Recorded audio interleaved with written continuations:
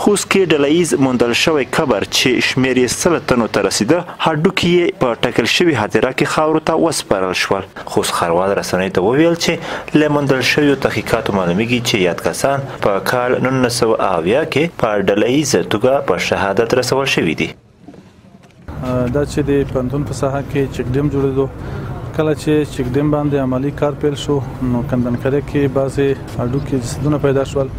بیا دې لپاره د جناب والي صاحب هدایت کمیټه جوړه شوه چې کمیټې مشرتوب د ما په غاړه و.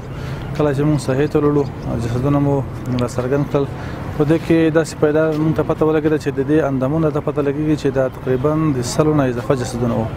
د هغې دپاره موږ بیا د کفنو د تابوتونو بندوبست وکړلو، د شهیدانو په ډګر ترڅنګ مو قبرستانو ته وکندلو.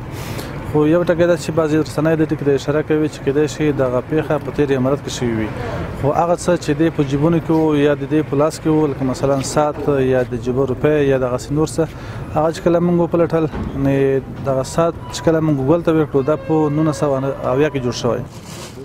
بل خو هغه کسان چې خپل د کورنۍ غړي یې له لاسه ورکړي یا د پیښه غندي او یوه نه بخښونکي ظالمانه کړنه یې بولي. پلور مې یو قومي مشر و، یو مخور مشر و چې ولس ته منلی شوی کس و. نو هغه خلکو کمونستانو غوښتل چې په قومي مشر یا جاید عالم یا څوک نه داسې خلک چې په هغې باندې خلک راټولېږي هغه یې نیول، هغه یې ټول په شهادت ورسول. د مسؤلینو په وینا یاد کسان ټول ملکیان دي چې لومړی بندیان شوي او وروسته بیا په ظلم سره په شهادت رسول شوي دي. د دوی په وینا په وژل شویو کې میرمنې او دیني علما کرام هم شامل دي.